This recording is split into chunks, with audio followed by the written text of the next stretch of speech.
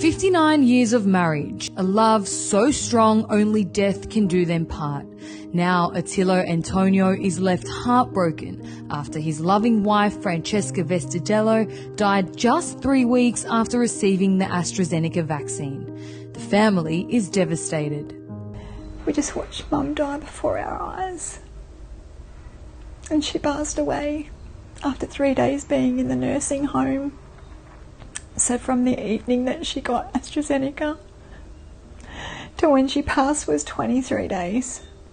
She got the vaccine on the evening of May 21, went home. A few hours later, her body was completely numb. And the morning after, I couldn't get her out of bed. She was paralysed. She couldn't even turn from one side to the other through the night. I won't go anywhere. Me and boy, it'll be okay, Bella. Hey, Bella.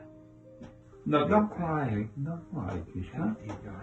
Sadly, overnight, the 77-year-old went from being healthy to completely bedridden. I came over and I went straight into the bedroom where Mum was, and she was, you know, just laying there in the bed because it was just really unusual. And Mum couldn't really move from her chest down to her toes, just very, very slightly. How was she feeling? She could move her arms just a little bit, and she was it was like she was really confused and in a daze. So she would look up and then she would just look down, back into lay down on a pillow. It was like she wasn't really with it. Although Francesca had dementia, her family described her as being full of life and still quite independent. But everything changed the night she received the jab. She couldn't walk, she couldn't feed herself, she couldn't get out of the bed, she couldn't hold herself up. She wasn't communicating much with us at all. She was not speaking hardly, like just a few mumbles, and that was just so different compared to the night before. Cathy immediately started questioning the vaccine. She called the doctor and asked why there is a major push for the jab instead of promoting a healthy lifestyle. The response was shocking. So I explained that to the doctor and I said, can I ask why you're not sharing this healthy lifestyle to your patients to boost their immune system, because that's what our immune system's for.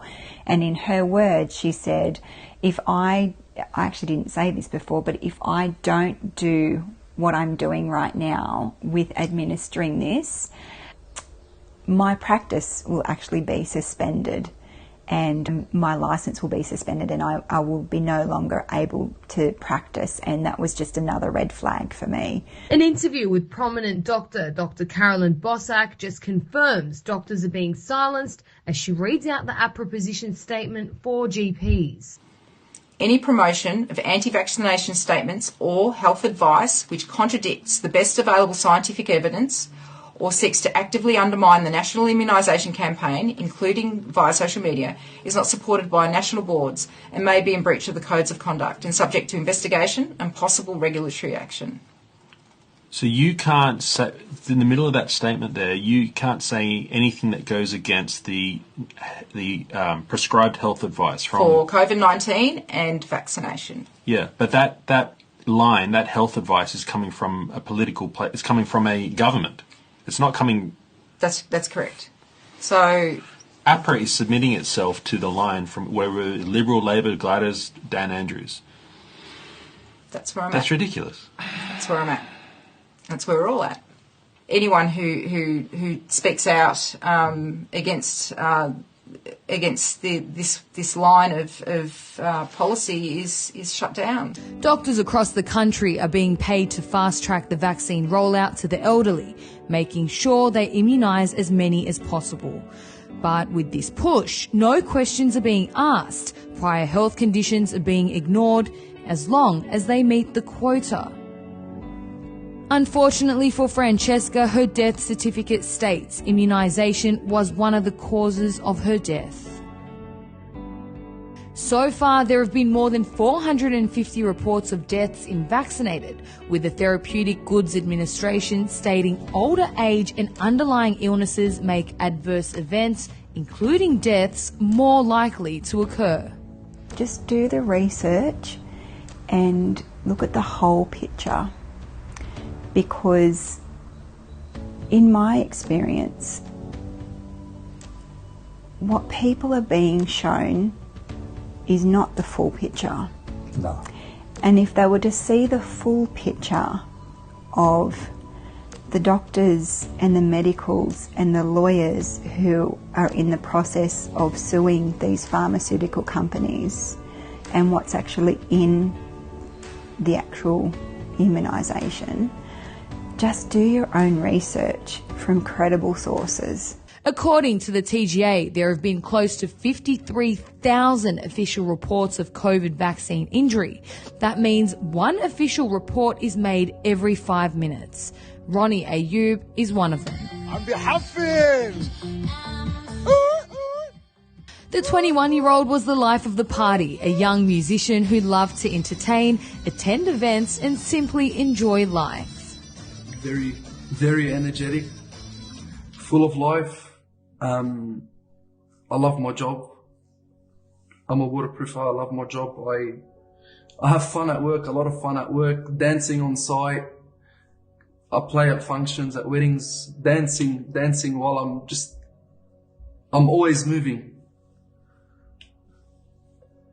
But when he received the AstraZeneca jab, his whole life came crumbling down. So just one day I just had a brain snap. Just been sitting at home for 2 months, close to 2 months, wanting to get out and work. And the only way to get out is you got to pull up your sleeves and just get jabbed. And I done it, and it didn't work in my favour. Ronnie got vaccinated on the 12th of August. 3 days later, he was completely paralysed on his left side. He spent 4 days in hospital, unable to walk and trying to gain his strength. Doctors said he had signs of a stroke, but didn't link it to the vaccine. I mean, in your mind, you automatically knew that it was linked to the vaccine. 100%.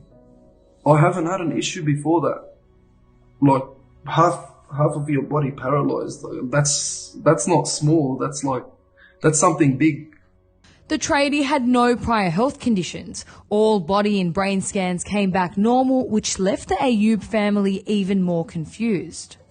A once strong, energetic young man, now frail with his body shutting down on him, leaving him helpless. Yeah. I'm still not 100%. My left side is very, very, very weak. Very fragile. And just limping, my muscles are hurting me. I can't lift up anything heavy. Whenever I go for a walk, I can't even stand up for 2 minutes. I need to get myself back together, I guess, to go back to work. Will you take the second dose? No chance. His father described the pain. The heart's broken. Thank God he's got his feelings back, but the heart will always be shattered when I see my son walking as he is now. And my son, when it hit him, the tears dropped. He just had no control in his body. It just half of it shut down. We couldn't believe in our eyes. We said, that's what we've been hearing. Now we felt it. The whole house was shattered, not just us, family and friends. Healthy young man carries around drums, 20, 30 kilo drums, walks them up the stairs. That's his job, waterproofing. He's got issues carrying himself now. His road to recovery is long, but with strong family and community support, Ronnie may be able to bounce back quick. He is one of millions who flock to receive the jab as a way to vaccinate their way to freedom. Now, New South Wales is easing its restrictions for fully vaccinated people, while discriminating against those who decide not to get the jab. As a young adult, he just wanted to return to the norm, not realising that it changed his life. For Channel 7 journalist Denham Hitchcock, the decision to vaccinate was also to see the country open back up. That decision backfired. Just over 3 weeks after the Pfizer shot, Denham was diagnosed with pericarditis, or an inflammation of the heart, a diagnosis often linked to Pfizer. As long as the government keep threatening stricter restrictions, no jab, no job, Australians will continue to get the vaccination. Some may have adverse reactions, others may experience nothing. It's a chance people are willing to take, but a warning before doing so. We know that the media is being manipulated. And if we're only relying on seeing this one picture from mainstream media, then look outside of that. The media are acting. I reckon they chose doctor to speak the big lies. Just educate yourself before you vaccinate.